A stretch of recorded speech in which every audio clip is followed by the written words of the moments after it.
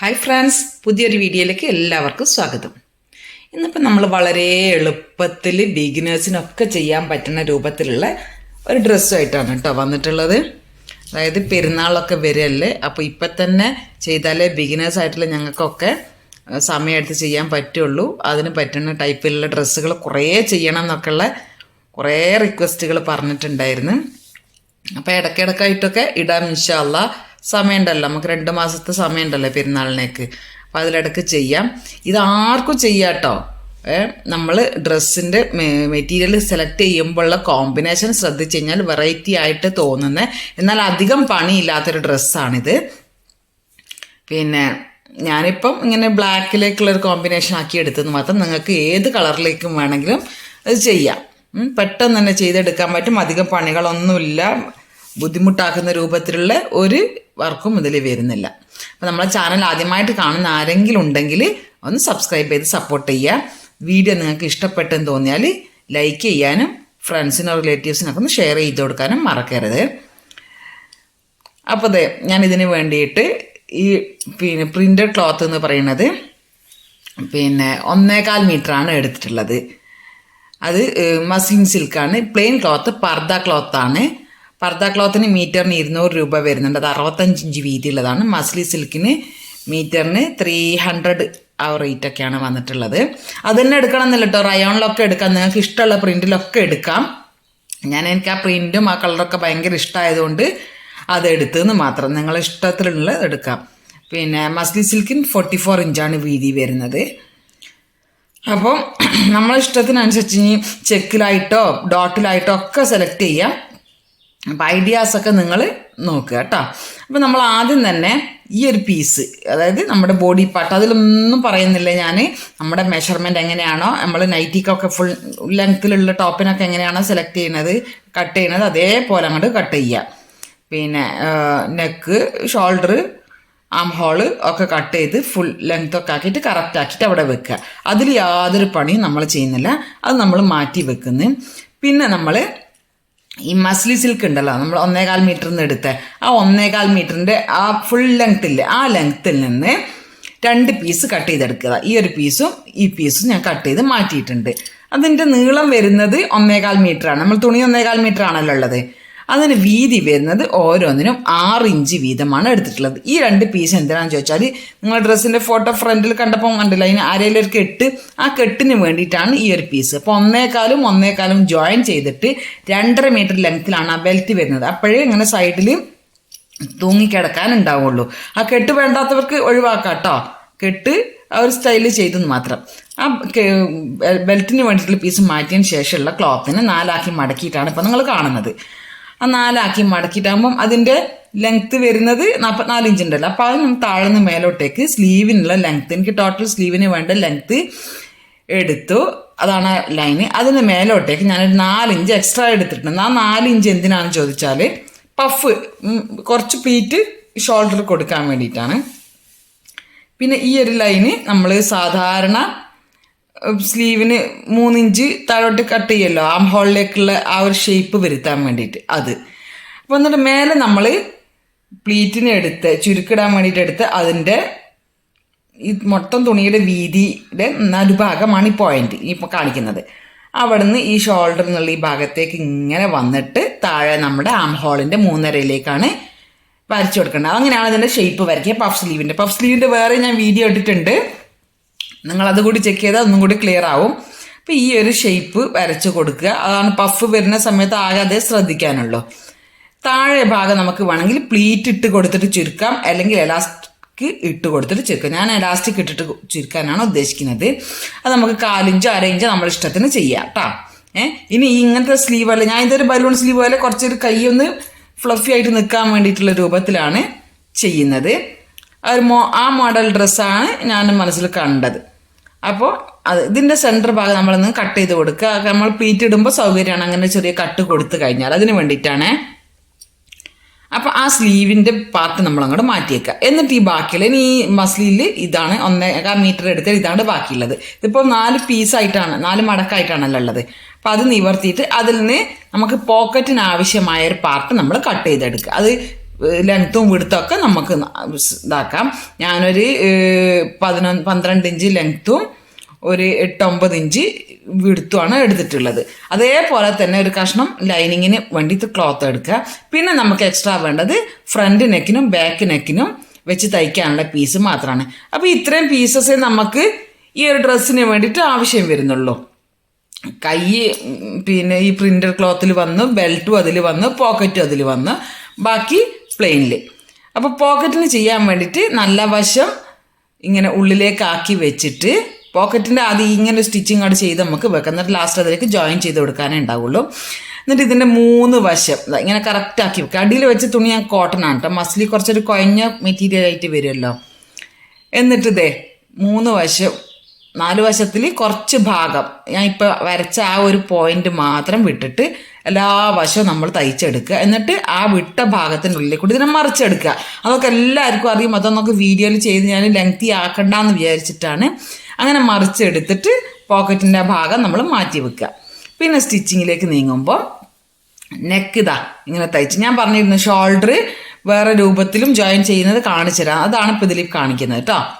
അപ്പം നെക്കിന് ഇങ്ങനെ പീസ് വെച്ച് തയ്ച്ച് ഈ കട്ട് കൊടുക്കലുണ്ടല്ലോ, 4 ഇഞ്ച് തയ്യൽ തുമ്പ് കട്ട് കൊടുക്കുന്നത് ഫ്രണ്ട് നെക്കും ബാക്ക് നെക്കും അതേപോലെ ചെയ്തെടുക്കുക. ഈ പർദ്ദ ക്ലോത്ത് എന്ന് പറഞ്ഞാൽ നല്ല വെയിറ്റുള്ള മെറ്റീരിയലാണ്, തീരെ പിടിച്ചാൽ കിട്ടാത്തൊരു മെറ്റീരിയലാണ്. അതുകൊണ്ട് താഴോട്ടേക്ക് ഇങ്ങനെ വലിയുമ്പോൾ തുണി ചുളിഞ്ഞൊക്കെ ഇട്ടിട്ടാണ് നിങ്ങൾ കാണുന്നുണ്ടാവുക വീഡിയോയിൽ. ഭയങ്കര വെയിറ്റ്, ഒരു വലിച്ചിലുള്ള തുണിയാണ്, പിടിച്ചാലേ കിട്ടുന്നില്ല. അപ്പം ഇങ്ങനെ രണ്ടിൻ്റെയും ഇങ്ങനെ തയ്ച്ച് കഴിഞ്ഞതിന് ശേഷം വേണം നമുക്കൊരു പ്രസ് അടി കൊടുക്കുക. അല്ലെങ്കിൽ പ്രസ് അടി കൊടുത്തില്ലെങ്കിൽ ഒരു കുഴപ്പമില്ല. എന്നിട്ട് ഇങ്ങനെ ഷോൾഡർ ലെവലാക്കിയിട്ട് വെച്ച് കൊടുക്കുക. ആ ഷോൾഡർ നെക്കിൻ്റെ പീസ് കറക്റ്റാക്കി തയ്ച്ച് കൊടുത്ത് അത് കറക്റ്റാക്കി വെച്ച് കൊടുക്കുക ഫ്രണ്ടും ബാക്കും. ഏതിനും പ്രസ് അടി എവിടെ നമ്മൾ കൊടുത്തിട്ടില്ല. ഇങ്ങനെ തന്നെ ആ നെക്കിൻ്റെ പീസ് അവിടെ വെച്ച് തയ്ച്ച് ഇങ്ങനെ കണ്ടില്ലേ, ഇങ്ങനെ അതുമ്മലുണ്ട്. ഇത് ഇപ്പുറത്തെ സൈഡ് ഫ്രണ്ടും ബാക്കും ആണല്ലോ ഇപ്പം നിങ്ങൾ കാണുന്നത്. എന്നിട്ട് ഇങ്ങനെ ആ ടച്ച് ചെയ്ത് വെക്കുന്ന സമയത്ത് ആ തയ്യലുണ്ടല്ലോ, ഫ്രണ്ട് നെക്കിൻ്റെ പീസ് വെച്ചതും ബാക്ക് നെക്കിൻ്റെ പീസ് വെച്ചതും കറക്റ്റായിട്ട് വരാൻ ശ്രദ്ധിക്കുക. അപ്പം ഈ നെക്കിൻ്റെ ഭാഗത്തേക്ക് നമ്മൾ കൊടുത്ത പീസ് ഇതാണ്ടല്ലേ പിന്ന് കുത്തി വെച്ചിട്ട് ഞാൻ കറക്റ്റായിട്ട് പറഞ്ഞുതരാം. ഇങ്ങനെ പിന്ന് കുത്തി വെച്ചാൽ ഇതിങ്ങോട്ടേക്ക് തെള്ളി നിൽക്കും. നമ്മൾ എക്സ്ട്രാ കൊടുത്ത പീസ് നെക്കിൻ്റെ ആ ഉൾവശത്തേക്ക് തെള്ളി നിൽക്കും. ഇപ്പുറത്തെ സൈഡും അങ്ങനെ തന്നെ. എന്നിട്ട് നമ്മൾ അരയിഞ്ചിൽ ഷോൾഡർ ജോയിൻ ചെയ്യുക. ഈ തയ്യൽ ഈ പീസ് അടക്കം ഏത് നെക്കിന് കൊടുത്ത പീസില്ലേ അതടക്കം നമ്മൾ തയ്ക്കുക കേട്ടാ.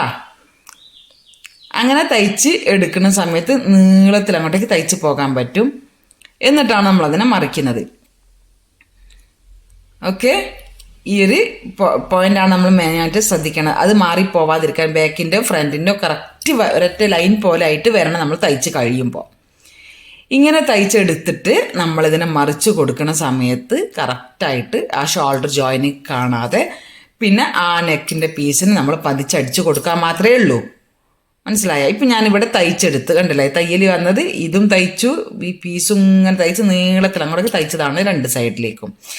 ഇനി നമ്മൾ ഈ ഭാഗത്തിനെ ഇങ്ങനെ നിവർത്തി പിടിച്ചിട്ട് ഉള്ളിലേക്ക് അങ്ങോട്ടേക്ക് കൊടുക്കുകയാണ് ചെയ്യുക. കണ്ടോ, ഈ ലെവലായിട്ട് ലൈൻ കറക്റ്റായിട്ട് വന്നത് നിങ്ങൾ കണ്ടില്ലേ? ഇതാണ് ഞാൻ പറഞ്ഞത്. പിന്നെ കുത്തുമ്പോൾ അത് നമ്മളൊന്ന് ശ്രദ്ധിച്ചാൽ ബിഗിനേഴ്സിന് വേണ്ടിയിട്ടാണ് ഈ പിന്നെ കുത്തലൊക്കെ പറയണത്. ബിഗിനേഴ്സ് കുറച്ചങ്ങോട്ട് കഴിയുമ്പോൾ ഇതൊന്നും വേണ്ടി വരില്ല. നിങ്ങൾ ഒരു അങ്ങനത്തെ ഒപ്പിക്കബിളൊന്നും ഇല്ലാതെ തന്നെ ചെയ്യാൻ പറ്റും. ഈ 2 സൈഡും ജോയിൻ ചെയ്ത് കണ്ടില്ലേ? ഇനി ഇതിനെ നമ്മൾ എങ്ങനെയാണ് നിവർത്തി നോക്കുമ്പോൾ ഉണ്ടാവുക എന്നുള്ളത് ഞാൻ കാണിച്ചു തരാം. ഈ ഒരു ഭാഗത്തുനിന്ന് നമുക്കിതാ ഇങ്ങനെ പരത്തിയെടുത്തിട്ട് നമ്മളതിനെ കണ്ടില്ല, ഈ ഒരു ഭാഗത്ത് ഇങ്ങനെ ഉള്ളിലേക്ക് ഇപ്പോൾ റോങ് സൈഡാണല്ലോ നമ്മൾ മേലെ കാണുന്നത്, ആ വശത്തേക്ക് എടുക്കുകയാണ് വേണ്ടത്. ഞാൻ മറിച്ചിട്ടിട്ട് കാണിച്ചു തരാം. ഇങ്ങനെയാണ് തയ്ച്ച് കഴിയുമ്പോൾ ഉണ്ടാവുന്നത്. എന്നിട്ട് ഈ ഒരു ഭാഗത്തിന് നമ്മൾ ആ നെക്കിന് കൊടുത്ത പീസുകൾ 2 സൈഡിലും മൊത്തത്തിൽ നമുക്ക് ഉള്ളോട്ടേക്ക് എടുക്കാം. നമ്മൾ ഇതിന് മുമ്പ് പഠിച്ച മെത്തേഡിൽ എങ്ങനെയാ വെച്ചാൽ ഫ്രണ്ട് നെക്കിൻ്റെ കംപ്ലീറ്റ് ആക്കി കഴിഞ്ഞിട്ട് പിന്നെ ഫിനിഷിങ് ചെയ്യുക അല്ലേ. ഇത് മൊത്തത്തിൽ ഒരു റൗണ്ടായിട്ട് അങ്ങനെ കറക്റ്റ് പിടിച്ചിട്ട് ആ എഡ്ജിലേക്ക് കൂടി കംപ്ലീറ്റ് ഒരു സ്റ്റിച്ച് കൊടുക്കുക, പതിച്ചടിക്കുന്ന സ്റ്റിച്ച്. അത് കഴിഞ്ഞിട്ട് തൊട്ടപ്പുറത്തുള്ള ഭാഗത്തേക്ക് കൂടിയും പതിച്ചടിക്കൽ കൊടുക്കുക. ഇത്രയേ ഉള്ളൂ. അപ്പം ഫിനിഷിങ്ങിൽ എല്ലാം എൻഡിൽ കഴിയുന്ന സമയത്ത് ജോയിൻ ചെയ്തൊക്കെ കഴിയുന്ന സമയത്ത് നല്ല ഫിനിഷായിട്ടുണ്ടാവും. നെക്ക് കണ്ടില്ല? അതിന് ബിഗിനേഴ്സിന് ഇങ്ങനെ വേണേൽ പിന്ന് കുത്തി കൊടുക്കാം. ഇതേപോലെയുള്ള മെറ്റീരിയലൊക്കെ ആകുമ്പോൾ കുറച്ചൊരു പ്രയാസം ഉണ്ടാവും, പിടിച്ചാൽ കിട്ടാത്ത മെറ്റീരിയൽ ഞാൻ പറഞ്ഞല്ലോ. ഇതൊരു വെയിറ്റ് താഴേക്ക് ഇങ്ങനെ തൂങ്ങി വരും ചെയ്യും. അതുകൊണ്ടാണ് ഇത് ലെങ്ത് ഉണ്ടല്ലോ, തയ്ച്ച് കഴിയുമ്പോൾ ഇത് വരും, ഇങ്ങനെ ആയിട്ട് വരും. ഇതൊന്ന് അയൺ ചെയ്തെടുക്കണം, എന്നാലാണ് ആ ഒരു നീറ്റ്നെസ്സിൽ നമുക്ക് കിട്ടുക. കണ്ടില്ലേ, 2 ഭാഗം ഒറ്റ റൗണ്ടിൽ സ്റ്റിച്ച് ചെയ്യാനേ ഉണ്ടാവുള്ളൂ. ആദ്യത്തെ പതിച്ചടിയും രണ്ടാമത്തെ പതിച്ചടി ഒറ്റ റൗണ്ടായിട്ട് ഇങ്ങോട്ടേക്ക് വരാം. ആ റൗണ്ട് കിട്ടാൻ വേണ്ടിയിട്ടാണ് ഞാൻ പിന്നെ കൊടുക്കാമെന്ന് പറഞ്ഞത്. പിന്നെ നമുക്ക് ചെയ്യാനുള്ളത് സ്ലീവ് ജോയിൻ ചെയ്യാനാണ്. അപ്പോൾ സ്ലീവിൻ്റെ പണിയിലേക്ക് നീങ്ങാം. സ്ലീവ് കണ്ടില്ലേ, ഈ ലെങ്ത്ത് താഴത്തെ വീതിയൊന്നും കുറച്ചിട്ടില്ല കേട്ടോ. ഞാൻ പറഞ്ഞില്ലേ എലാസ്റ്റിക് കൊടുക്കാനാണ് ഉദ്ദേശിക്കുന്നത്. അപ്പോൾ നമ്മൾ ആദ്യം തന്നെ ചെയ്യണം, നമ്മളെ പഫിന് വേണ്ടിയിട്ട് 4 ഇഞ്ച് എക്സ്ട്രാ എടുത്തില്ലേ, ആ ഭാഗത്തിനെ മാത്രം നമ്മളൊന്ന് പ്ലീറ്റ് എടുക്കുക. ചുരുക്കിട്ടിട്ട് ചെറുതാക്കി എടുക്കുക. കാരണം 4 ഇഞ്ചിൻ്റെയും കൂടി നീളം വന്ന് ആം ഹോളിനേക്കാളും കുറച്ച് അധികമായിട്ടാണ് അത് ഉണ്ടാവുക, കട്ട് ചെയ്ത ഭാഗം ഉണ്ടാവുക. അപ്പോൾ ബിഗിനേഴ്സ് ഇങ്ങനെ ചെയ്താൽ മതി. എങ്ങനെ വെച്ചാൽ ആദ്യം ഞാനിപ്പോൾ കാണിക്കുന്ന പോലെ ചെയ്താൽ മതി. അല്ലാത്തവർക്ക് ഷോൾഡറിൽ വെച്ചിട്ട് പ്ലീറ്റ് ഇട്ടാലും മതി. ഇതാ 2 ഭാഗം നമ്മൾ ലോങ് സ്റ്റിച്ചിൽ ആ പഫിന് വേണ്ടിയിട്ട് എക്സ്ട്രാ കൊടുത്ത ഭാഗം മാത്രം ഒന്ന് സ്റ്റിച്ച് ചെയ്തെടുക്കുക. എന്നിട്ട് അതിലുള്ള നൂല് വലിച്ചിട്ട് അങ്ങോട്ട് ചുരുക്കിയാൽ പെട്ടെന്ന് പ്ലീറ്റായി.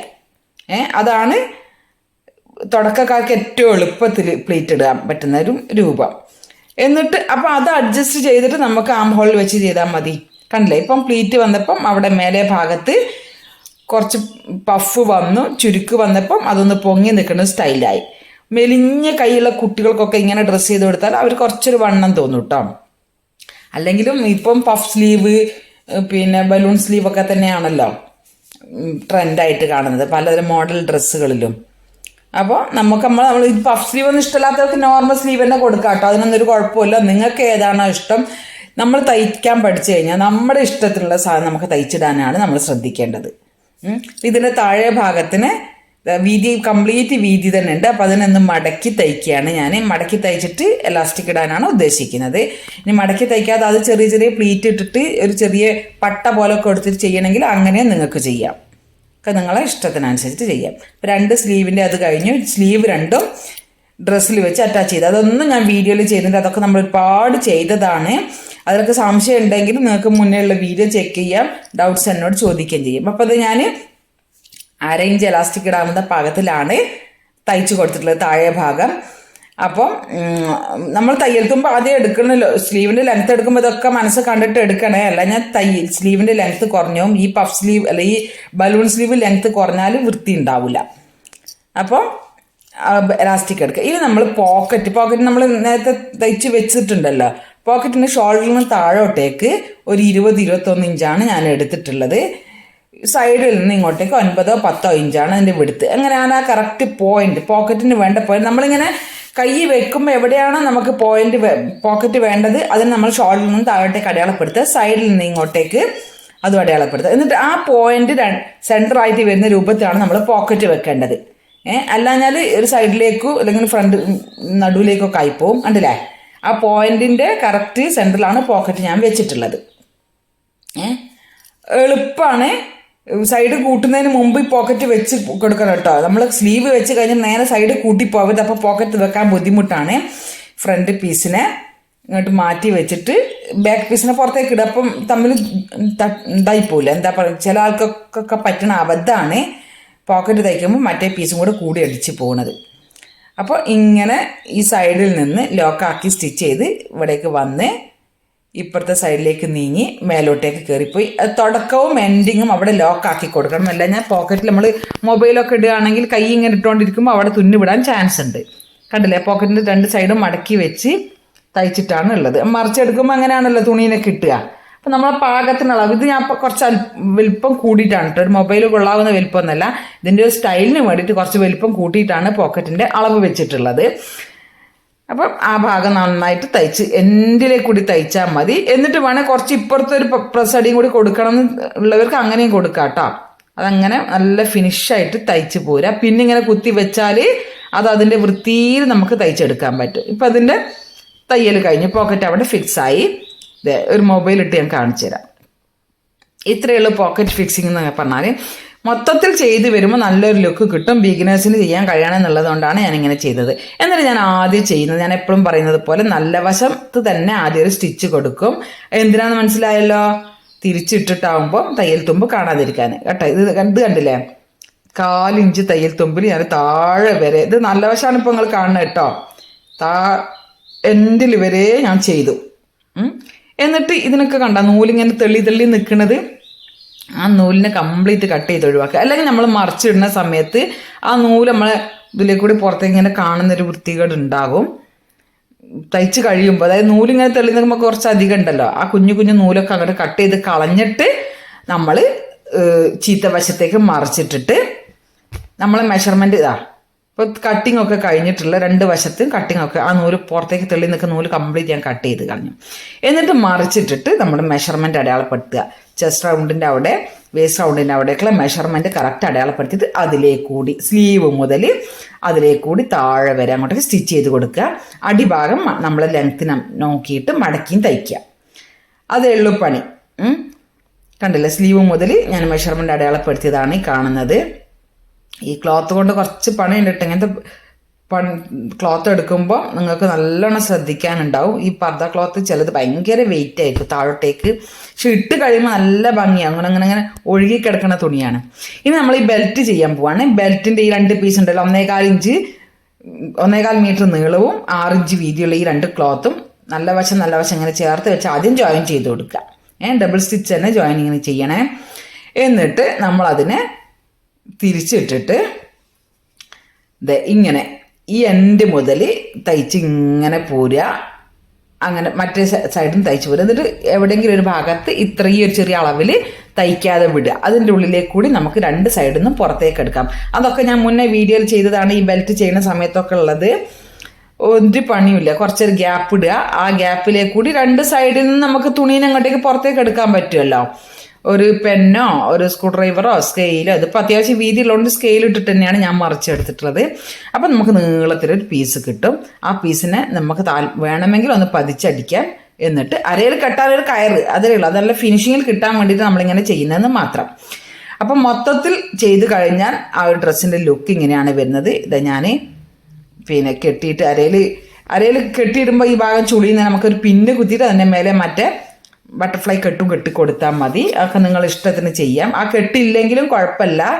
ഒരു അറബിക് സ്റ്റൈലിലുള്ള ഒരു ഡ്രസ്സ് എന്ന് മാത്രമേ ഞാൻ ഉദ്ദേശിച്ചിട്ടുള്ളൂ. ബിഗിനേഴ്സിന് ചെയ്യാൻ പറ്റണം തന്നെ ആവണമെന്ന് ഒരുപാട് ആളുകൾ പറഞ്ഞിട്ടുണ്ട്. കാരണം തുടങ്ങിക്കഴിഞ്ഞാൽ ഇപ്പം അത്യാവശ്യം എൻ്റെ വാട്സപ്പ് ക്ലാസ്സിലുള്ളവർക്ക് പെരുന്നാളിലേക്ക് സ്വന്തം ചെയ്യണം എന്നുള്ളൊക്കെ പൂതിയുള്ളത് കൊണ്ട് അവർ കുറേ ആളുകൾ ചോദിച്ചതുകൊണ്ടാണ് ചെയ്തത്. അപ്പോൾ വീഡിയോ എല്ലാവർക്കും ഇഷ്ടപ്പെട്ടിട്ടുണ്ടെന്ന് സംശയങ്ങളുണ്ടെങ്കിലൊക്കെ എൻ്റെ നമ്പർ ഉണ്ടാവും ഡിസ്ക്രിപ്ഷനിൽ, നിങ്ങൾക്കത് ചോദിക്കാം. വാട്സപ്പ് ക്ലാസ് നടക്കുന്നുണ്ട്, അതിനെ പറ്റിയിട്ടൊക്കെ അതിൽ ചോദിക്കാം. അപ്പോൾ നല്ലൊരു വീഡിയോയുമായി വീണ്ടും കാണാം. ബൈ. അസ്സലാമു അലൈക്കും.